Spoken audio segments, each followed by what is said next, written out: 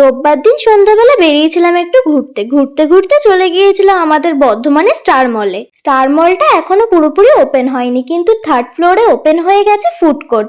অনেকদিন ধরেই ঠিক করেছিলাম আসবো আসবো, কিন্তু আসা আর হচ্ছিল না, তাই ভাবলাম আজকে যখন এদিকে এসছি একটু ঘুরে আসা যাক।